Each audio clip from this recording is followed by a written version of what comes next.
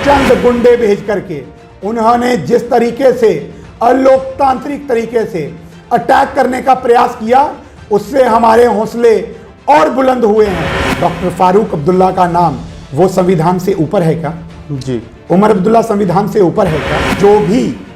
जो भी सम्मिलित रहा है इस पूरे रोशनी लैंड स्कैम के अंदर, उन सब के विरोध में मैं फिर बोल रहा हूं, उनके सबके विरोध में कार्रवाई होनी चाहिए। पत्थर मरवाना और लाठियों से अटैक करवाना ये लोकतंत्र का हिस्सा कभी नहीं रहा। नमस्कार दोस्तों, मैं हूं दीपक सिंह, दैनिक स्टेट समाचार से। 25,000 करोड़ का जो घोटाला लैंड स्कैम है, उसके अंदर एक बहुत बड़ा नाम सामने आने के बाद कुछ विरोध प्रदर्शन जो है भारतीय जनता पार्टी की तरफ से देखने को मिला जम्मू के अंदर।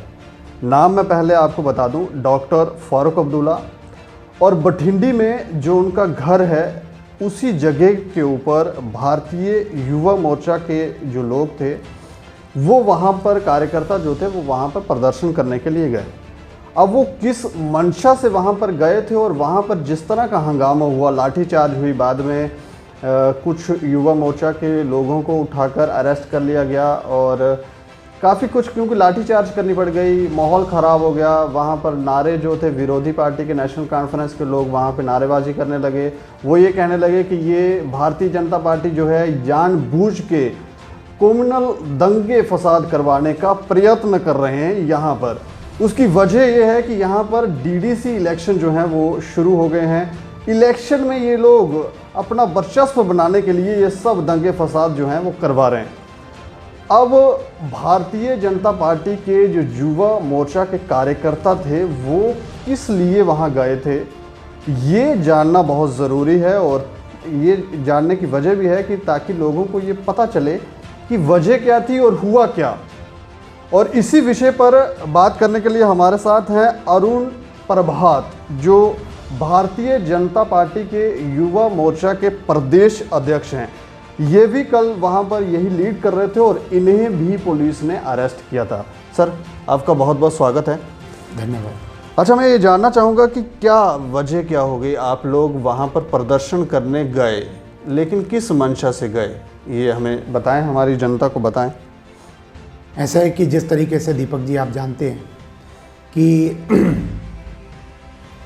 रोशनी लैंड स्कैम जी, जिसमें बहुत बड़े बड़े लोगों के और जिन लोगों ने पिछले 70 साल में जम्मू कश्मीर में सत्ता चलाई है जी, जिन लोगों ने जम्मू कश्मीर के अंदर मुख्यमंत्री के तौर पर, जिनकी पीढ़ियों ने यहाँ पर मुख्यमंत्री पद की शपथ लेकर के जिन लोगों ने यहाँ पर अपनी सरकारें चलाई हैं, उन लोगों की नाम आना और उन लोगों ने जिस घोटालेबाजी के साथ खुद, अपने परिवार और अपने प्रियजन, जो अपने, चाहे वो बिजनेसमैन थे या जो अपने साथी, जो उनके पॉलिटिकल एसोसिएट्स थे, उनको बेनिफिट पहुंचाया।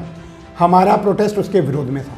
उसमें एक बहुत बड़ा नाम डॉक्टर फारूक अब्दुल्ला, उमर अब्दुल्ला और उनके साथ काम किए हुए बहुत से अधिकारियों का रहा जी। इनकी सरकारें पिछले 70 वर्ष जम्मू कश्मीर में चली।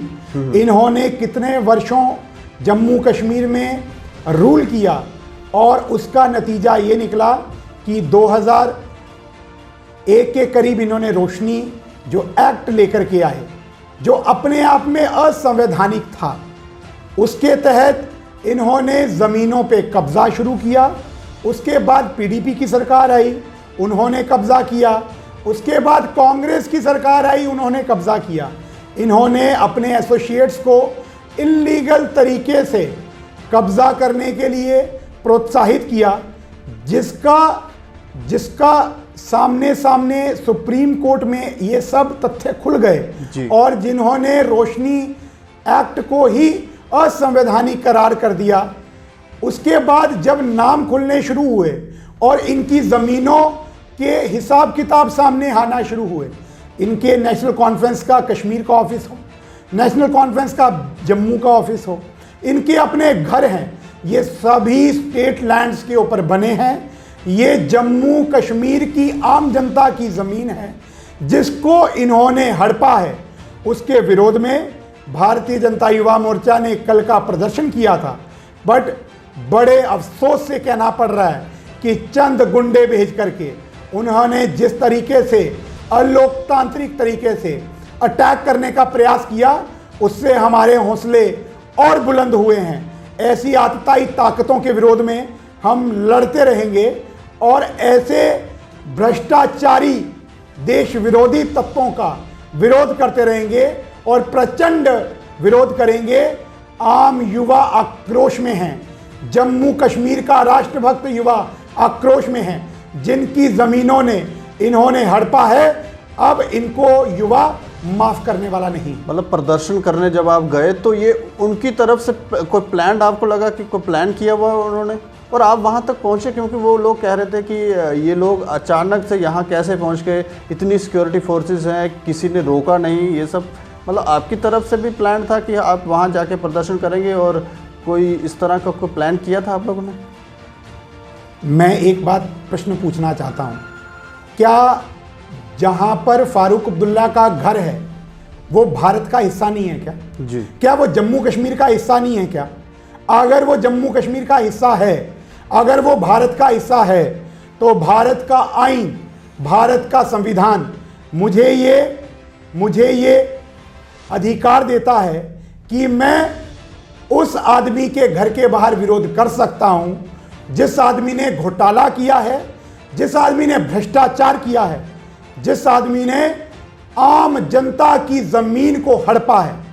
और अगर जब हमने ये कल अपना प्रदर्शन किया तो कुछ घर से निकले हुए गुंडों को भेज करके पत्थर मरवाना और लाठियों से अटैक करवाना, ये लोकतंत्र का हिस्सा कभी नहीं रहा।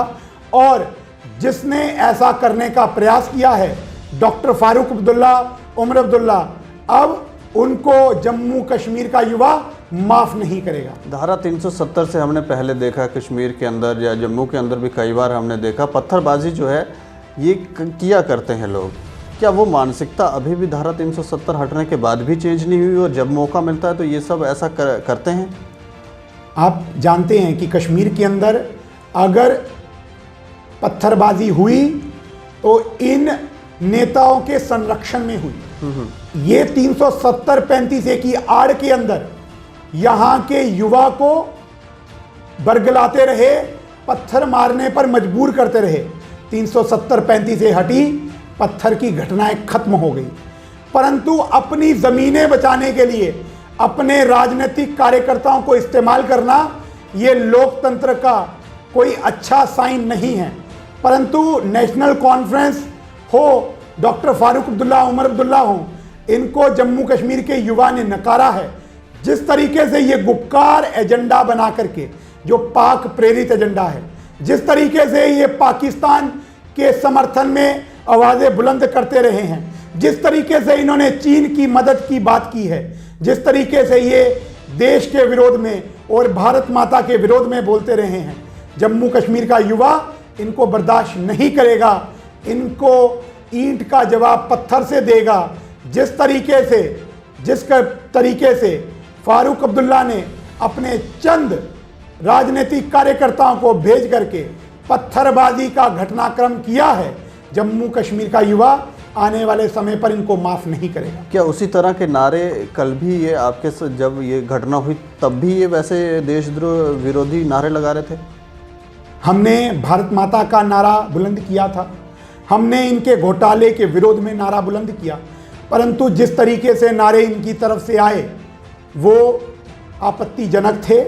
वो उस समय वहाँ पर डिज़ायरेबल या ऐसा कहीं भी उनकी कोई ज़रूरत हो, ऐसा कहीं भी नहीं था। परंतु जिस तरीके से उन्होंने अटैक किया वो असंवैधानिक था, अलोकतांत्रिक था। नहीं, वो तो आप पर इल्ज़ाम लगा रहे हैं। वो कह रहे हैं कि आप लोग ऐसे दंगे फसाद करवाने की कोशिश कर रहे हैं। तो आपकी कोई वैसी मंशा नहीं थी, आप शांतिपूर्ण तरीके से वहाँ प्रदर्शन करने गए थे? मुझे दीपक जी एक बात बताइए कि अगर एक आदमी का नाम, डॉक्टर फारूक अब्दुल्ला का नाम, वो संविधान से ऊपर है क्या?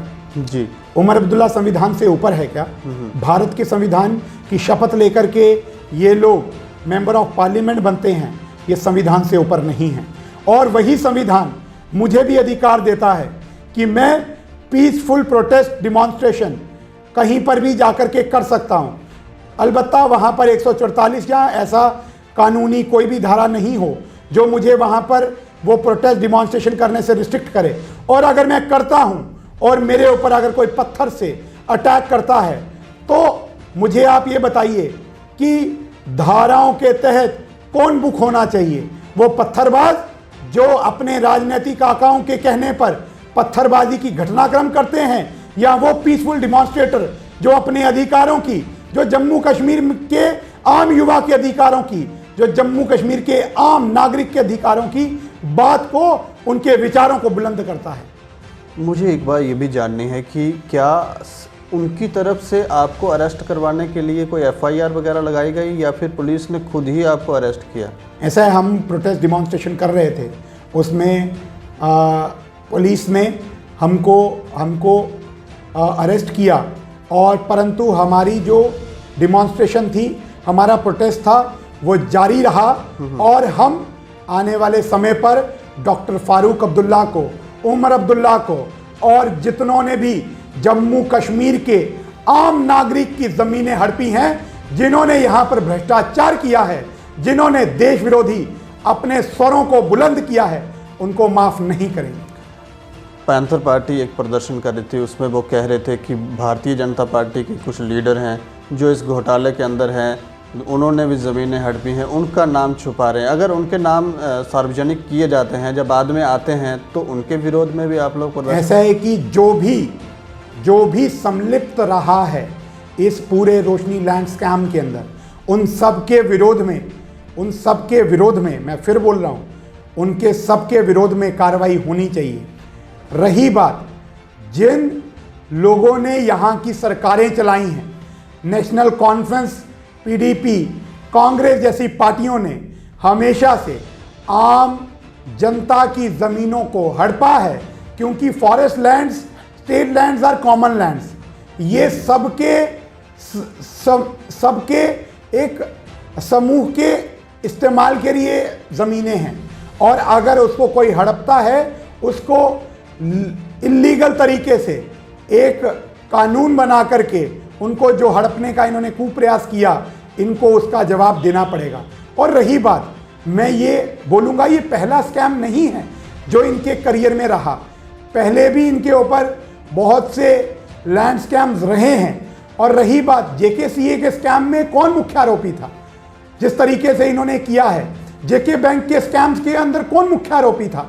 इनके साथी और इनके संरक्षण में मिलकर के उन्होंने जो भ्रष्टाचार और घोटाले किए हैं, इनको जनता माफ़ नहीं करेगी और आम युवा इनको कभी भी माफ़ नहीं करेगा। इनके एजेंडे को कभी भी जम्मू कश्मीर के अंदर चलने नहीं दिया जाएगा। ये लिस्ट उस समय जारी की गई है उन लोगों की, सीबीआई ने उस समय जारी की जब डीडीसी इलेक्शन जो है यहाँ पर हो रहे हैं जम्मू कश्मीर के अंदर, और इसमें विपक्ष का ही ये है कि वो ये कह रहे हैं कि भारतीय जनता पार्टी जो है वो राजनीति कर रही है, और ये कोई राजनीति तो नहीं है, मतलब आप डायरेक्टली जो गलत लोग हैं वो गलत हैं ऐसा कह रहे हैं। ऐसा है कि जिस तरीके से उन्होंने अब अपने बीच बचाव में जब बचा नहीं कुछ, तो वो राजनीति का इसको लबादा उड़ने का प्रयास करेंगे। परंतु मैं एक बात पूछना, क्या उन्होंने ये ज़मीनों को हड़पा नहीं है? क्या उन्होंने रेवेन्यू रिकॉर्ड्स के साथ टेम्परिंग नहीं की? क्या उन्होंने ये कानून ला करके जम्मू कश्मीर के जो ज़मीनें थी, जो जंगलात विभाग की ज़मीनें थी, जो स्टेट लैंड्स थी, उनको हड़पा नहीं है?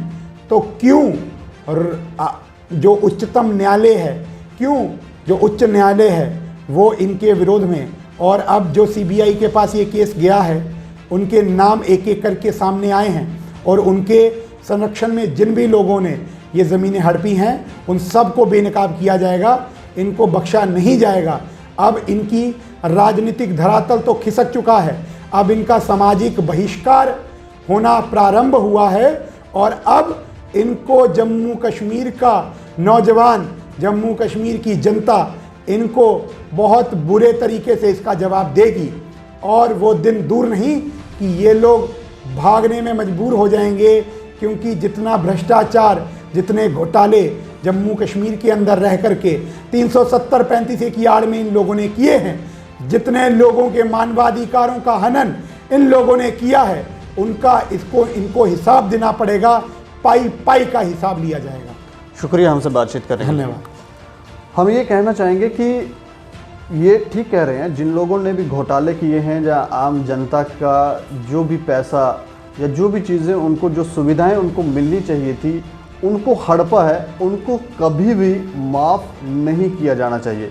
लेकिन इसे राजनीति कहकर, या ये कहना कि इस समय इलेक्शन है, विपक्ष जिस तरह से कह रहा है कि इलेक्शन है, ये बीजेपी राजनीति कर रही है, तो हमें लगता है कि ऐसा कुछ भी नहीं लगता।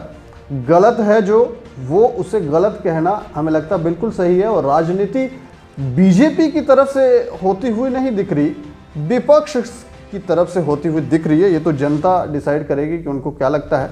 बाकी आप देखते रहें दैनिक स्टेट समाचार। मुझे और मेरे सहयोगी राजीव गुप्ता को दें इजाज़त। नमस्कार।